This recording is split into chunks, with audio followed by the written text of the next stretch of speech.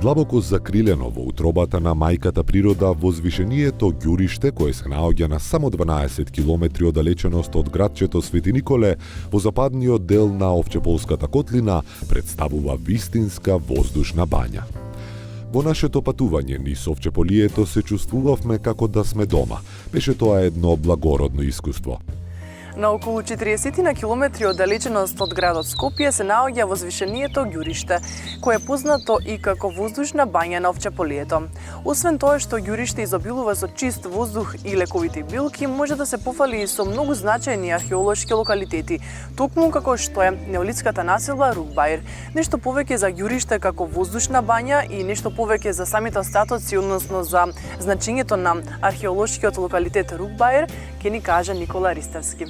Никола, повторно ти позакувам добар ден и добро ни дојде во Визилка. Добро ве најдов, добро дојдовте во Овчеполе и се надевам дека се поминувате убаво на возвишението Ѓуриште. Ова возвишение е дел од Градиштанска планина.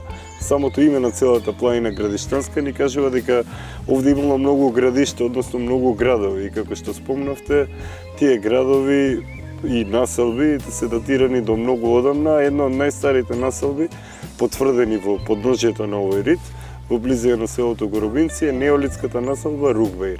Во целата оваа наша авантура додека да стигнеме во Ѓуриште, наидовме на многу остатоци од камења, односно наидовме на многу чешми, на многу вода, односно извори со вода. Што сите овие остатоци ни кажуваат за Ѓуриште?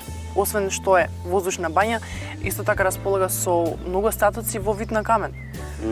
Ѓуришкиот камен е надалеку прочивен како градежен камен. Сега се наоѓаме во пред дворот на Ѓуришкиот манастир, чиј што домаќин Дедо Дане, овој зид позади нас го има иззидено по старински камен врз камен. Во сите села, сите стари цркви, куќите се правени со тој камен, но многу од тој камен е обработуван уште многу одамна, односно е зиман како дел од тие стари тврдини или градови. Ги споменавте големите камени корита кои што ги видовме, па во некои научници ќе споменам дека претпоставувале дека средовековниот град Коритос се наоѓал баш овде, затоа што и самиот рид е возвишението овде е помеѓу двете градишта како корито, па постојат научни истражувања и за тоа.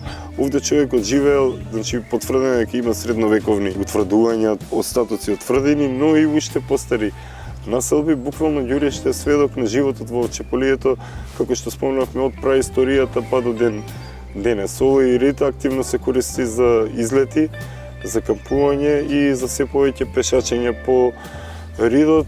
Старите патеки веќе се од некој од нив се одново означени и се повеќе народ доаѓа овде и буквално ужива во чистиот воздух и го чувствува она древно македонско наследство, дека луѓето овде живееле од памти век до ден денес.